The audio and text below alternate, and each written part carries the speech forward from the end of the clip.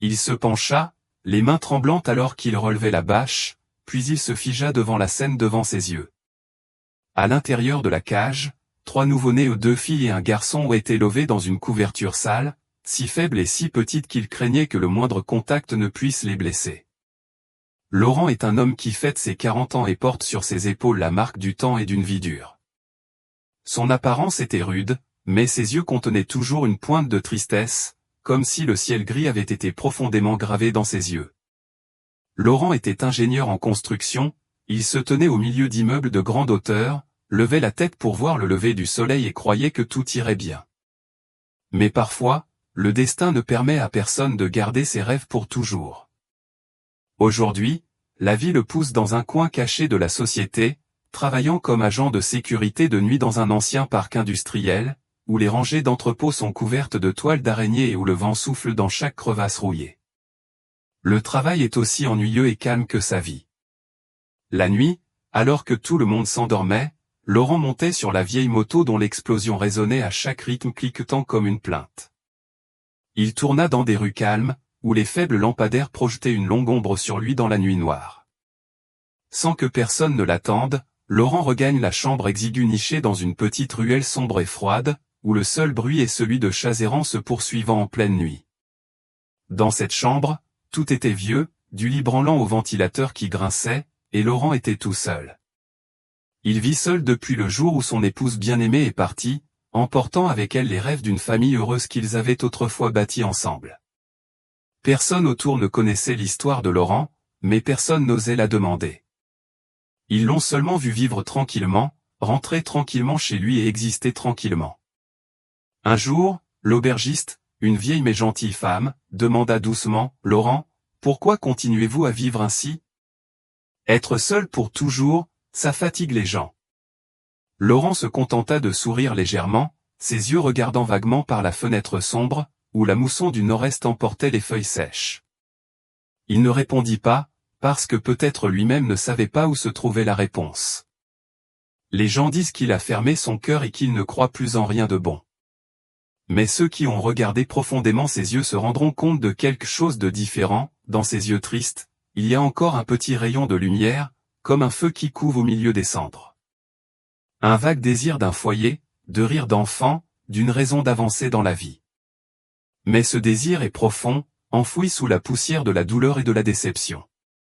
Laurent n'osait pas rêver et ne croyait pas non plus avoir encore la force de rêver. Les journées de Laurent se déroulaient ainsi, encore et encore, comme une vieille horloge cassée. La vie semblait n'être qu'une série de jours ennuyeux qui duraient une éternité. Mais la vie a parfois des arrangements étranges. Par une froide nuit d'hiver, alors que l'obscurité couvrait chaque petite ruelle, un faible cri résonna dans le silence, brisant le rideau du silence et tirant Laurent hors de son orbite solitaire familière. Il s'arrêta, écoutant. Ce cri était si faible qu'il se mêlait au vent hurlant, mais il avait quelque chose de très étrange. Ce n'était pas le bruit d'un chat errant comme d'habitude. C'est la voix de la vie, la voix du désir d'aide. Laurent resta immobile un moment. Son cœur battait soudainement fort dans sa poitrine, comme pour signaler que quelque chose à venir allait changer toute sa vie. Et puis, comme une personne motivée par son instinct, il s'avança dans la nuit froide pour chercher la source de ce cri. Une froide nuit d'hiver glacial. La mousson du nord-est souffla à travers les feuilles, fouettant le visage comme des couteaux tranchants. Le ciel était d'un noir absolu, sans une seule étoile. Seuls quelques lampadaires jaunes clignotaient sur la route tranquille, leur faible lumière ne suffisait pas à dissiper l'obscurité. Laurent vient de terminer son service. Travailler la nuit, marcher avec fatigue dans les rues solitaires. La vieille veste usée ne suffisait pas à me garder au chaud, l'air froid s'infiltrait à travers chaque fil, pénétrant profondément dans ma peau. Les mains rugueuses de Laurent essayaient de remonter le col, protégeant le peu de chaleur qui restait. Sa tête était baissée, ses yeux fixaient la chaussée avec des traînées de boue sèche, mais son esprit vagabondait ailleurs. Il pensa à la petite chambre sombre du motel dans laquelle il retournait à un endroit où personne ne l'attendait. La route familière mène à travers une décharge déserte, près d'une voie ferrée abandonnée, où l'obscurité est épaisse et une odeur nauséabonde hante l'air. Laurent passe souvent par ici, sans regarder de côté, espérant juste passer vite. Mais ce soir, quelque chose le fit s'arrêter dans le silence de mort de la nuit d'hiver. Un léger son passa par ses oreilles, si faible qu'il se mêlait au bruit du vent. Au début, Laurent a cru avoir mal entendu. Peut-être s'agissait-il simplement du bruit d'un chat errant qui gémissait dans la poubelle, à la recherche d'un reste de nourriture. Mais ce son devenait de plus en plus clair, comme si quelque chose tremblait, était brisé, plein de douleur. Il s'arrêta de marcher, agrippant la sangle de son sac à dos, son cœur se mit à battre plus vite. Il essaya d'écouter, mais le bruit du vent sifflant à travers les bâches déchirées recouvrant le tas d'ordures rendait tout difficile à distinguer. Pourtant, au fond, Laurent savait que ce n'était pas un bruit de chat, ni un bruit familier. C'était un petit cri faible, mais suffisamment fort pour lui faire mal au cœur. « Quel est ce son » murmura Laurent, ses yeux méfiants scrutant l'espace sombre devant lui. Un sentiment d'insécurité l'envahit, le faisant se figer sur place. Les jambes de Laurent tremblaient non pas de froid, mais d'une vague peur. Mais quelque chose le poussait à avancer, à trouver ce son. Ses mains tremblantes fouillèrent dans sa poche et en sortirent une vieille lampe de poche. Sa faible lumière balayait la chaussée jonchée de détritus. Le vent sifflait plus fort, mais Laurent ne sentait plus le froid.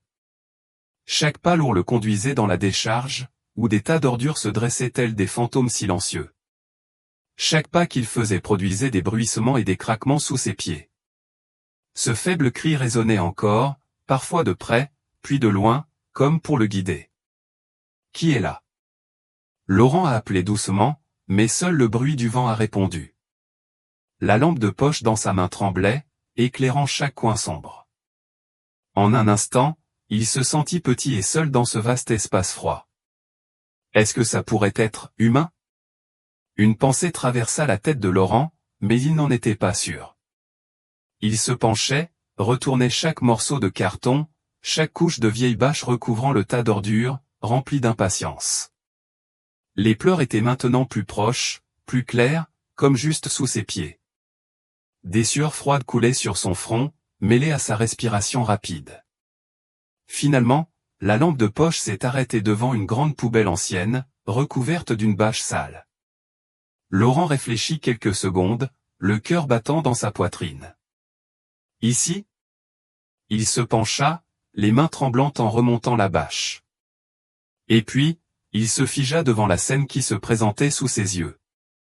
À l'intérieur de la cage, 3 nouveau-nés, 2 filles et un garçon étaient levés dans une couverture sale.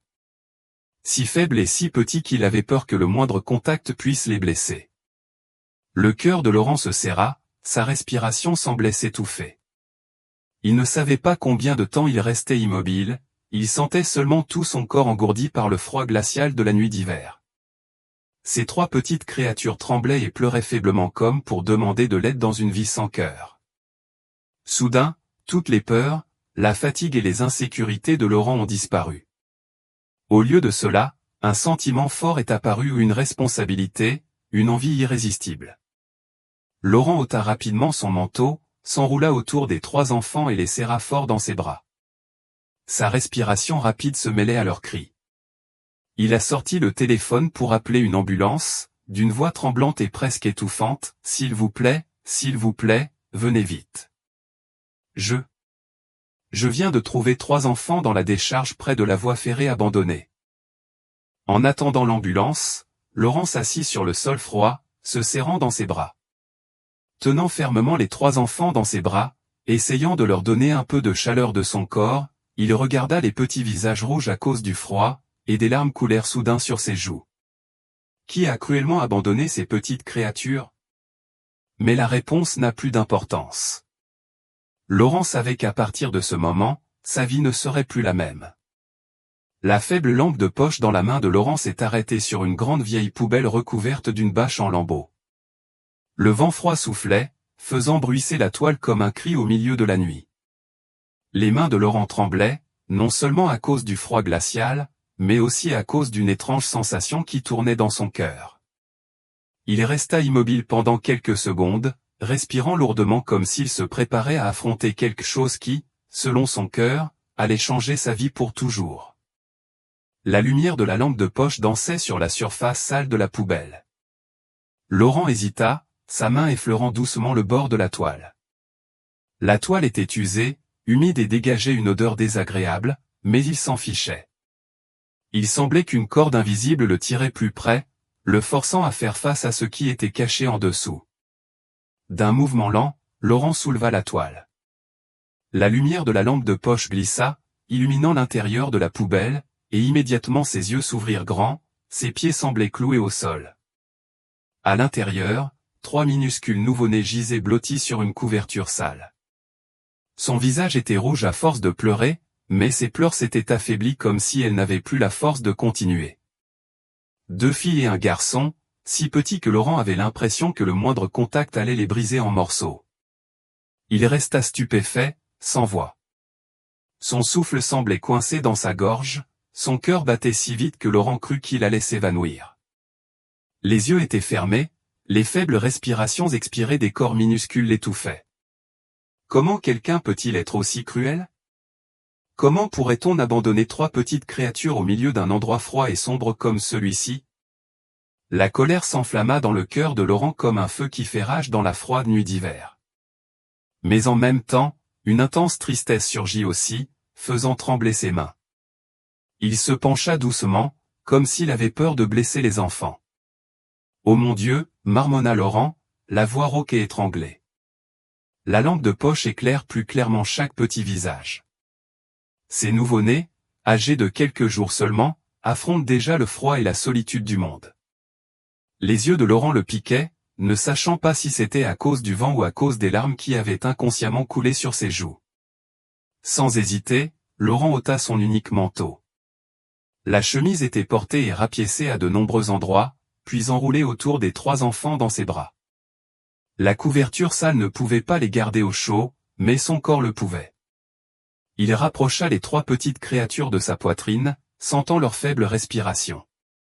Chaque cri rauque s'apaisait peu à peu dans son cœur comme un fragile appel à l'aide. Ses mains fouillèrent dans ses poches, à la recherche de son ancien téléphone. Lorsqu'il composa le numéro d'urgence, sa voix tremblait comme celle d'une personne faisant de son mieux pour rester calme. « Bonjour. S'il vous plaît, venez maintenant. J'ai trouvé 3 enfants dans une décharge près d'une voie ferrée abandonnée. Ils sont très petits, très faibles. » Raccrochant le téléphone, Laurent s'assit à côté de la poubelle et entoura étroitement les 3 enfants de ses bras. Il ne prêtait aucune attention au sol froid ni au vent âpre qui soufflait. Il n'y a qu'un seul objectif, assurer la sécurité de ses enfants. Sa poitrine était lourde, mais au plus profond de lui, il sentait quelque chose monter, un sentiment de responsabilité, une étrange connexion qu'il ne pouvait pas décrire avec des mots. En regardant les petits visages nichés dans leur manteau, Laurent a vu quelque chose qu'il avait oublié depuis longtemps, la vie est fragile mais aussi magique. Toute la solitude et la fatigue de sa vie ont soudainement disparu. Ses 3 enfants, d'une manière ou d'une autre, sont devenus la seule raison pour lui de continuer à marcher dans l'obscurité de la nuit d'hiver. Avec la faible lumière jaune illuminant le visage inébranlable de Laurent, les sirènes lointaines des ambulances déchiraient l'atmosphère silencieuse. Mais dans le cœur de Laurent, tout semblait jouer. Il ne savait pas ce qui l'attendait, mais il était sûr d'une chose, les 3 petites créatures dans ses bras ne seraient plus jamais seules. Lorsque la sirène de l'ambulance retentit, Laurent se lève, tenant toujours fermement les 3 enfants dans ses bras. Le feu rouge clignotant illumine un coin de rue sombre, signalant une lueur d'espoir dans la froide nuit d'hiver. Lorsque le personnel médical descendit, Laurent leur remit précipitamment les 3 enfants, la voix tremblante. « S'il vous plaît, sauvez-les. » Il ne quitta pas les enfants des yeux une seule seconde, ses mains semblaient toujours vouloir s'accrocher, craignant que s'il les lâchait, elles disparaissent. En montant à bord de l'ambulance, Laurent s'est assis blotti dans un coin, ses yeux ne quittant pas les petites créatures allongées sur la civière, bien enveloppées dans des couvertures chaudes. Il observa attentivement chacune de leurs respirations faibles, chaque petit mouvement, et sentit son cœur se serrer à chaque respiration fragile. Chaque bip de l'équipement médical le faisait sursauter. Des yeux inquiets se tournèrent vers les secours comme s'ils attendaient la confirmation que tout irait bien. Mais ils ont simplement travaillé en silence, laissant Laurent dans une insécurité sans nom. En arrivant à l'hôpital, tout s'est passé rapidement et de manière chaotique. Les médecins et infirmières ont immédiatement reçu les 3 enfants et les ont transportés d'urgence aux urgences.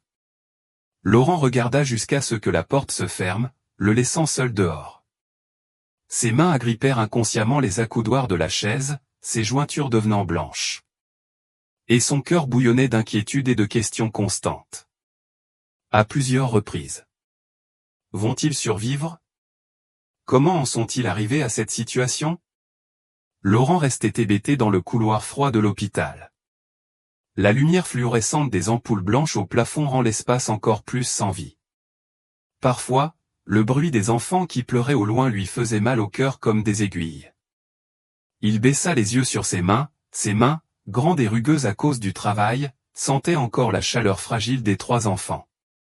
Laurent n'aurait jamais pensé pouvoir s'attacher à quoi que ce soit après tout ce qui s'était passé dans sa vie. Mais ce soir, une corde invisible l'attachait à ces 3 petites créatures.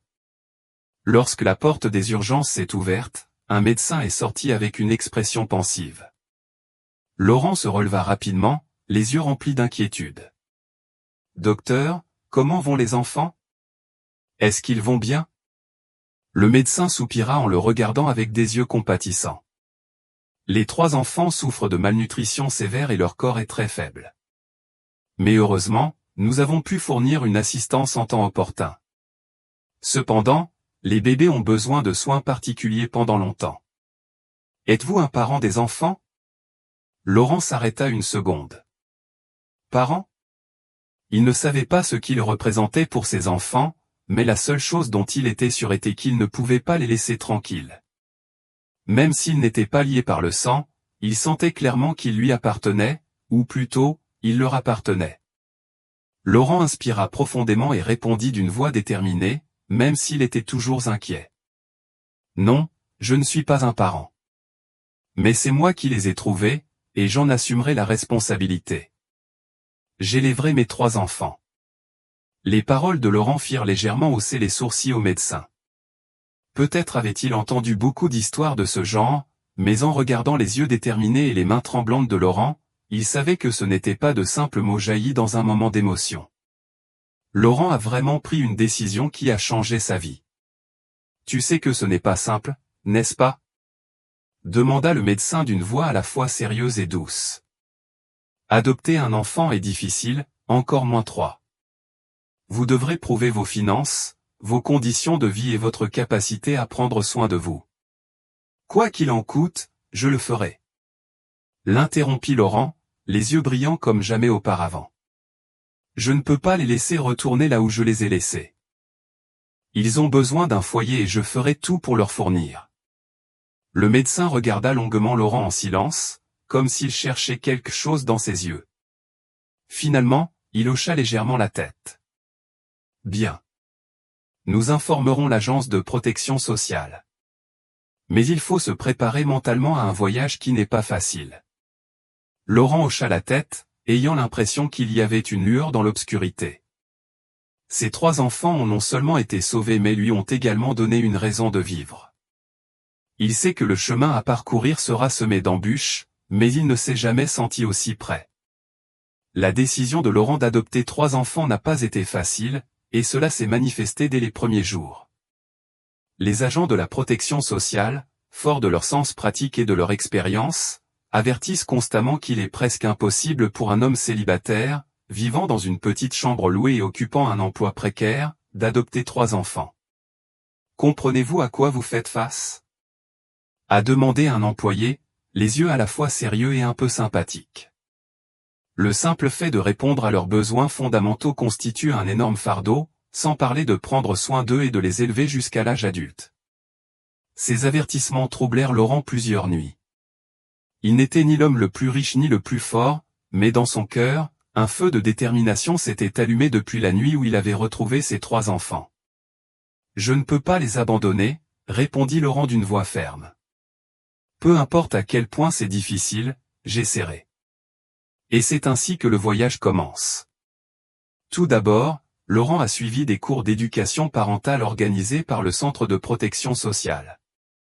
Lui, un homme habitué aux travaux forcés, doit désormais apprendre à changer les couches, à mélanger le lait et à comprendre la psychologie des bébés. Ces leçons étaient difficiles, mais Laurent n'a pas abandonné. Il a soigneusement enregistré chaque instruction, même en s'entraînant sur les poupées stagiaires que lui avaient données les instructeurs. Chaque fois qu'il faisait une erreur, il souriait simplement et se disait « C'est bon, on recommence ». Ensuite, Laurent a commencé à rénover sa petite chambre louée. La pièce, qui n'était suffisante que pour une seule personne, doit désormais accueillir 3 enfants. Laurent a personnellement construit davantage de lits superposés, repeint les murs pour rendre la pièce plus lumineuse et acheté des articles supplémentaires nécessaires. Tout ce qu'il fait est avec peu d'économie, mais chaque petit coin de la pièce contient l'amour qu'il a pour ses 3 enfants. Les voisins, qui au début se contentaient de l'observer avec des yeux curieux, furent peu à peu touchés par la persévérance de Laurent et commencèrent à l'aider en lui prêtant des appareils électroménagers ou en lui suggérant des endroits où faire ses courses moins chères. Les finances sont toujours un gros problème. Le travail de sécurité ne lui rapportait pas suffisamment de revenus pour s'occuper de 3 enfants, alors Laurent a accepté des quarts de nuit et des petits boulots chez les voisins pour gagner un peu d'argent. Il travaillait sans arrêt, au point qu'il lui arrivait d'oublier de manger. Il y avait des jours où il était épuisé, mais lorsqu'il rentrait chez lui et voyait ses 3 enfants dormir paisiblement dans de petits lits, Laurent sentait que tous les efforts en valaient la peine. Les premiers jours de paternité n'ont pas été vraiment faciles. Laurent a dû veiller de nombreuses nuits pour s'occuper des bébés, s'habituer à changer les couches, mélanger le lait et les réconforter lorsqu'ils pleuraient. Le cri d'un nouveau-né ne ressemble à aucun autre son. Il a déchiré l'espace et s'est glissé dans chaque muscle, rendant tout le corps de Laurent confus et inquiet à plusieurs reprises. Il y avait des nuits où il était presque épuisé et voulait juste s'effondrer. Mais chaque fois qu'il regardait les yeux innocents des 3 enfants, Clémence, Théo et Élise, il se sentait responsabilisé. Clémence, la fille aînée, est celle qui pleure le plus. Mais ses grands yeux ronds et pétillants, chaque fois qu'elle regardait Laurent, semblaient lui murmurer un merci. Théo, le seul garçon, était plus calme et plus obéissant, souvent allongé et regardant Laurent avec des yeux curieux. Élise, la plus jeune des 3, a un sourire qui brille comme le soleil et qui fait fondre le cœur de Laurent à chaque fois qu'elle le voit. De jour en jour, l'amour de Laurent pour ses 3 enfants grandissait, comme s'ils étaient devenus un élément indispensable de sa vie. Une partie indispensable de sa vie. Même si c'était dur, Laurent se disait toujours, c'est ma famille, je dois la protéger et la nourrir à tout prix. Et c'est cet amour qui, jour après jour, est devenu une lumière qui éclaire le chemin chaotique qui nous attend. La vie de Laurent et de ses 3 enfants, bien que pleine d'amour, ne peut éviter des difficultés croissantes. Le premier jour, Laurent ramena les 3 enfants à la pension, des yeux méfiants suivaient chacun de ses pas. Les gens murmuraient, certains riaient même. C'est fou. Un pauvre homme adopte 3 orphelins. Combien de temps peut-il tenir? Ces mots étaient comme des couteaux transperçant profondément le cœur de Laurent. Mais il restait simplement silencieux, transportant tranquillement chaque enfant à travers la cour de l'auberge et fermant hermétiquement la porte. Chaque jour qui passe est un nouveau défi. Laurent fait de son mieux pour passer tout son temps à s'occuper et à aimer ses 3 enfants. Mais ce n'est pas facile lorsqu'il faut assurer un revenu tout en devant faire face au jugement de son entourage. Les rires des 3 enfants dans la petite pièce étaient parfois étouffés par les chuchotements dans la cour. Mais Laurent ne s'est pas laissé décourager. Chaque soir, il passe du temps à jouer avec ses enfants et leur raconte des contes de fées dont il se souvient depuis son enfance. Dans le rire vif de Clémence, les yeux curieux de Théo et les petits bras d'Élise autour de son cou, Laurent a trouvé une source de force qu'il ne soupçonnait pas avoir. Mais la vie n'a jamais été facile pour Laurent. Une nuit d'hiver, Théo, le garçon le plus calme, a soudain une forte fièvre. Laurent était affolé. Il a tout essayé pour faire baisser la fièvre, depuis des serviettes fraîches sur son front jusqu'à l'eau chaude pour baigner son enfant, mais la température n'a pas diminué. Finalement, il n'eut d'autre choix que de porter Théo à l'infirmerie voisine, malgré la pluie froide qui tombait.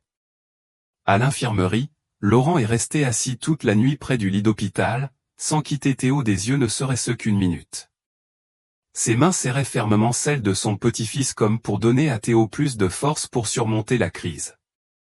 Le lendemain matin, lorsque le médecin annonce que Théo est hors de danger, Laurent pousse un soupir de soulagement, les yeux remplis de larmes. Il se tourna vers Clémence et Élise, les deux enfants qu'il avait suivis toute la nuit désormais blottis dans son gros manteau. Laurent sait que même si c'est fatigant et difficile, il ne laissera jamais ses enfants se sentir seuls ou manquer d'amour. Ce sont les efforts et l'amour sincère de Laurent qui ont progressivement changé la perspective de ceux qui l'entouraient.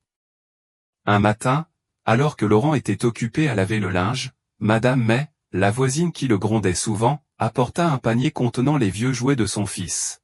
« Laurent, ma famille ne les utilise plus.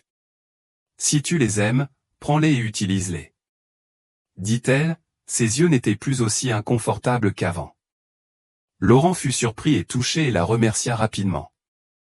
De petites actions comme celle-là apparaissent progressivement de plus en plus nombreuses. Madame Lan, la propriétaire de l'épicerie de la ruelle, glisse souvent des bonbons dans le sac de course de Laurent. Oncle B, un réparateur automobile voisin, était prêt à l'aider à réparer sa vieille voiture sans être payé. Même les mères de la pension viennent parfois s'occuper des 3 enfants lorsque Laurent doit faire des heures supplémentaires. Peu à peu, la méfiance et le cynisme initiaux ont été remplacés par la sympathie et l'aide. Après tout, les gens ont commencé à voir Laurent non seulement comme un fou, mais comme un vrai père, prêt à tout sacrifier pour ses enfants. Ces paroles autrefois malveillantes ne sont plus que des histoires racontées avec admiration. La vie est encore difficile, mais avec l'amour de Laurent et le soutien de son entourage, lui et ses 3 enfants créent peu à peu une petite famille chaleureuse, où les rires des enfants résonnent chaque jour, écrasant tous les préjugés et toutes les difficultés. Ces choses font croire encore plus à Laurent que, peu importe la difficulté, avec amour et persévérance, ils surmonteront tout. Les années ont passé tranquillement, la petite chambre louée de Laurent est aujourd'hui devenue une véritable maison. Clémence, Théo et Élise ont grandi en bonne santé, chacun avec sa personnalité unique, mais tous pleins d'amour et de gratitude. Clémence, la fille aînée, est active, énergique et toujours responsable des méfaits des 3. Théo, un garçon calme, est une personne réfléchie et calme, souvent attentive en silence et prenant soin de tout le monde. Élise, la plus jeune des enfants, conserve encore son innocence, toujours radieuse comme le soleil et le cœur plein d'émotions. Les 3 enfants, bien que grands, n'ont jamais oublié ce que Laurent a fait pour eux. Ils savaient que sans lui, peut-être que leurs 3 vies prendraient un chemin complètement différent, froid et solitaire. Un jour, alors qu'elles étaient assises ensemble dans le petit salon, Clémence murmura aux 2 enfants, « Il faut qu'on fasse quelque chose pour remercier papa. Papa a beaucoup sacrifié pour nous, et maintenant c'est à notre tour de faire quelque chose de significatif. » Élise s'est exclamée, « Faisons une fête. Une grande fête pour remercier papa et tous ceux qui ont aidé notre famille. » Théo acquiesça, les yeux brillants d'une rare excitation. Et c'est ainsi que la planification a commencé. Pendant des semaines, les 3 enfants se sont préparés en secret pour la fête. Ils ont dressé une liste d'invités, préparé leurs propres invitations et ont même appris à cuisiner quelques plats simples. Les voisins qui ont pris connaissance du projet étaient également enthousiastes à l'idée d'y participer. Madame May a apporté un gros gâteau, Monsieur B a aidé à installer une longue table dans la cour et Madame Lan a fourni des ballons et des lumières décoratives. Ce jour-là, la petite chambre de Laurent était plus lumineuse que jamais. Des lumières scintillantes étaient accrochées partout et la table du banquet était remplie de nourriture et de boissons. Laurent entra dans la maison après une journée de travail fatigante et fut surpris de voir tout le monde réuni. « Que se passe-t-il » demanda-t-il, les yeux pleins de surprise. Clémence s'avança, attrapa la main de son père et l'entraîna au milieu de la cour. « Papa, aujourd'hui c'est ton jour, » dit-elle, la voix pleine de fierté. « Nous voulons te remercier papa pour tout ce que tu as fait pour nous. Tu nous as non seulement sauvés de la mort, mais aussi de la solitude et de la perte. Grâce à toi, nous avons trouvé une famille, trouvé le bonheur. » L'atmosphère resta silencieuse un instant. Tous les regards se sont tournés vers Laurent, celui que tout le monde qualifiait autrefois de méchant, est désormais devenu un symbole d'amour et de sacrifice.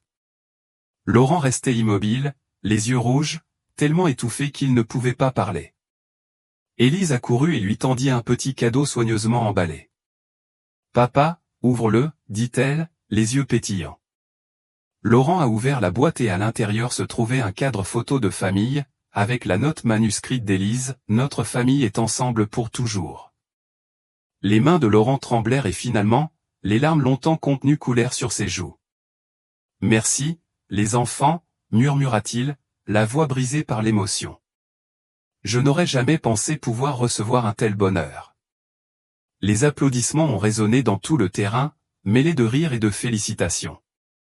Cette nuit-là, la fête est devenue un souvenir inoubliable, non seulement pour Laurent et les 3 enfants, mais aussi pour tous les voisins, ceux qui ont été témoins du parcours extraordinaire d'un père qui a osé tout risquer pour apporter amour et espoir à 3 petites vies.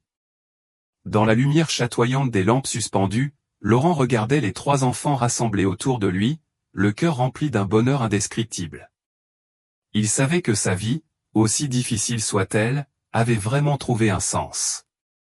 Lors de la fête, alors que l'ambiance était pleine de rire, Clémence s'est levée, tenant une petite boîte soigneusement emballée dans du papier d'emballage brillant.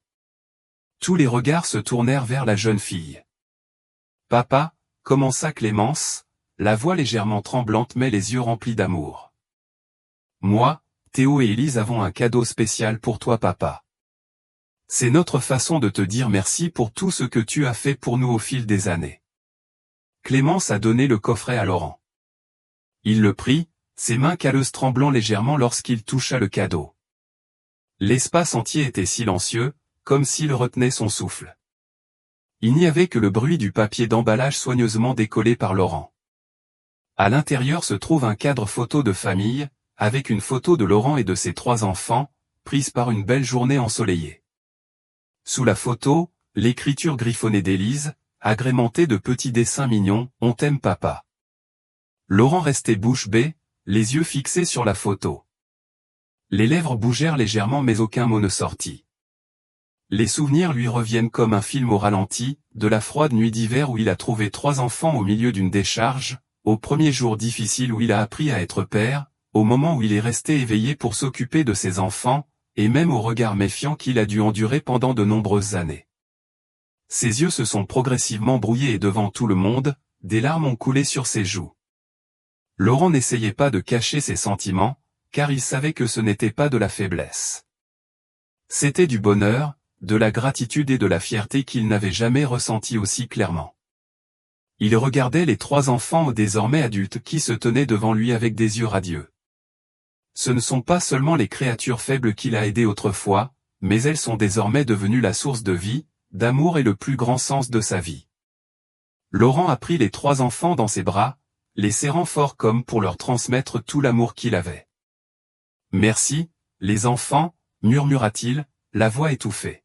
« J'ai tellement de chance de vous avoir dans ma vie. » L'espace s'est soudainement rempli d'applaudissements et de félicitations de la part des voisins, de ceux qui avaient été témoins du parcours extraordinaire de cette petite famille.